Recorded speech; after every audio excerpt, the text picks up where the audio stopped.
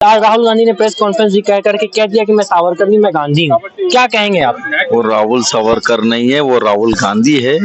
वो सच के साथ खड़ा रहे, वो सच बोलने के लिए कभी पीछे हटते नहीं है। ये लोग सदस्यत्व रद्द राहुल गांधी का नहीं किया है, लोकतंत्र का किया है सदस्यत्व रद्द। इस देश दुनिया में सबसे बड़ा लोकतंत्र देश है, आज वो लोकतंत्र खतरे में है। क्यों? किस तरीके के इन लोग ने व्यवहार किया है। और अडानी को बचाने के लिए, अडानी के बारे में राहुल गांधी जी ने 7 फरवरी को बात बोले, तब से ये स्टार्ट हुआ है। आप सब जानता है। ये अभी राहुल जी ने और एक बात बोली है, 20,000 करोड़ जो इन्वेस्ट हुआ है सेल में, वो किसका पैसा है, उसके बारे में बोलना जरूरी है। जब तक नहीं बोलेगा तब तक लड़ाई लड़नेंगे। ये बात उसी का है, अडानी को बचा रहे। बीजेपी में सबसे बड़ा नेता अभी अडानी है, जो बहुत बड़ी बात है। हाँ, वो ये किस तरीके का उनके कहने पे सारे नाच रहे, ये दुनिया जानती है। मतलब मोदी जी अडानी के इशारे पे नाचते हैं? 100%। अभी देखिए कर्नाटक में जो चुनाव आने वाला है, कर्नाटक से इनको जवाब मिलेगा, वही से इनका पत्ता साफ करने का काम करेंगे, जनता करेंगे। वह बीजेपी का 40% सरकार को उखाड़ के फेंकने का काम करेंगे। अच्छा, एक सवाल है आखिरी में, बस एक सवाल से। 2024 आने वाला है, 2024 में बहुत कम वक्त है। बीजेपी वाले कह रहे थे 2024 का चुनाव तो भूल जाए, 29 का भी भूल जाए। अरे बीजेपी वाले झूठ बोलने के अलावा इनके पास कुछ है क्या? बोल बचन है, सुबह एक, शाम एक, रात में एक, झूठ बोलना है। यही तो लड़ाई, झूठ और सच का लड़ाई है। राहुल गांधी जी सच के साथ खड़ा है, तो वो लोग झूठ के बोल के अभी तात्कालिक के लिए झूठ ठीक है, बाद में लोग ने इसको सबक सिखाने का काम करेगा। युवा है, श्रीनिवासन जी के साथ भी रहते हैं। श्रीनिवासन जी हमेशा रोड, सड़क से लेकर संसद तक लाठियां खाने का काम करते हैं। आप किस तरीके से देखते हैं इस पूरे प्रकरण को? किस तरीके से देखते हैं? मैं पूरे प्रकरण को इस तरीके से देखता हूं कि मोदी जी ने राहुल गांधी को डिस्क्वालीफाई करके एक मौका दिया है आपदा को अवसर में बदलने का। जिस तरीके से इंदिरा गांधी को जनता सरकार ने डिस्क्वालीफाई किया था, उसी तरीके से मोदी सरकार ने किया है। और हम लोग इस तरीके से इस बार लड़ाई लड़ेंगे कि बीजेपी 2024 में 100 सीटों के अंदर रह जाएगी। बहुत बड़ी बात कह रहे हैं, बीजेपी 100 सीटों में सिमट कर रह जाएगी। क्या रणनीति क्या है आपकी? रणनीति केवल इस देश में केवल 2 ही वोट है, एक मोदी को जाने वाला, एक मोदी को विपक्ष में। एक तीसरा फ्रंट, कोई फ्रंट नहीं है। देश में एक सर्वमान्य नेता है राहुल गांधी, उनके नेतृत्व में पूरा विपक्ष एक होगा और मोदी जी को हराने का काम करेंगे हम लोग। लेकिन एक सवाल है कि विपक्ष वाले हमेशा कहते हैं राहुल गांधी की छवि को लेकर सवाल खड़े होते हैं। राहुल गांधी तो पप्पू का छवि, उनको टैग दिया जाता है। सर, आपके पीछे भी अगर 100 करोड़, हजारों करोड़ अगर किसी के पीछे फूका जाए तो ऑटोमेटिक बन जाएगी। लेकिन आपने पिछले दिनों भारत जोड़ो यात्रा देखी थी, 3500 किलोमीटर का जो भारत जोड़ो यात्रा था, उसमें किस तरह लोगों का असीम प्रेम और स्नेह बन रहा था। और नया यात्रा शुरू होने वाला ईस्ट से वेस्ट, उसमें देखिएगा और आने वाला चुनाव आपको बताएगा।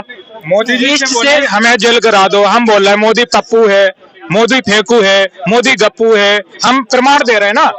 लेकिन राहुल गांधी पप्पू है, बीजेपी के किसी में हिम्मत है तो प्रमाण देना किस बात में पप्पू है। आम आदमी जो निष्पक्ष है उससे आप पूछो, जिसको बवासीर की बीमारी है उससे मत पूछो। बवासीर वाला आदमी नहीं बोलेगा कि हमें। कौन है बवासीर वाला? बीजेपी वाले। कैसे? वो इसलिए कि गलत को गलत नहीं बोल पाते, सच का साथ नहीं दे पाते। राहुल जी की हिस्ट्री आप देखिए, क्या गलत बोला, कब झूठ बोला, कब देश के खिलाफ बोला, हमें प्रमाण बताओ ना। आप अपने फायदे के लिए। बीजेपी वाले जो कल से चिल्ला रहे कि ओबीसी का अपमान कर दिया, ओबीसी का अपमान कर दिया, उसका क्या मसला है? बीजेपी वाले ओबीसी का बोल दें कि ओबीसी का अपमान किया, एससी का कर दे, बीजेपी को जो बोलना है बोल लें। और अगर वे इस बार जीत के दिखा दे, बस बोलने से कुछ नहीं होगा। क्या लगता है कितने सीटों में सिमट जाएंगे? अभी इस पे कुछ नहीं कह सकते, लेकिन बीजेपी इस बार नहीं आएगी, 200 के ऊपर नहीं जाएगी, इस चीज का हम दावा करते हैं। बीजेपी की सरकार नहीं आएगी और बीजेपी की 200 प्लस सीटें नहीं आएंगी। और जो बीजेपी का कहना है कि ओबीसी का अपमान है, कभी बोलेंगे हमने दलित राष्ट्रपति बनाया, कभी बोलेंगे हमने आदिवासी राष्ट्रपति बनाया, और चुनाव के टाइम में बोलेंगे हमें हिंदू धर्म बनना है। भाई ये दोगलापन नहीं चलेगा। आप इस कांग्रेस कार्यालय में हो, कोई भी आपको एक भी प्रकार का धर्म से संबंधित मामला हो, जाति से संबंध हो, नहीं है। एक कांग्रेस है, एक पढ़ी लिखी समाज और एक अच्छे नेताओं की फौज है जो सच्चाई पे चलती है, न्याय पे चलती है। ये बीजेपी की अंधभक्त नहीं है, अनपढ़ लोग नहीं है।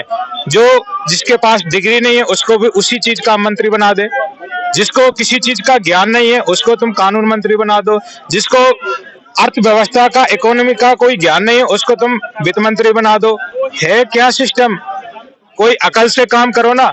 कभी बोलेंगे नाली से आप गैस बना के चाय बनाओ, भाई नाली से भाई हमें एक बार प्रैक्टिकल कर देना मोदी, तो पूरे गैस सिलेंडर क्यों खरीदेंगे? नाली की चाय बनाएंगे। हर रास्ते में हर गली में नालियां होती हैं, उसमें पाइप लगा के गैस का चूल्हा जलाएंगे।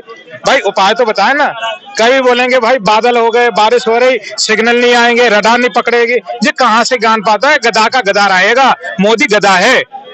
आप पे भी मानहानि का केस लग जाएगा। मोदी के पिताजी बीजेपी के पार्टी, जिसको जो करना है कर ले।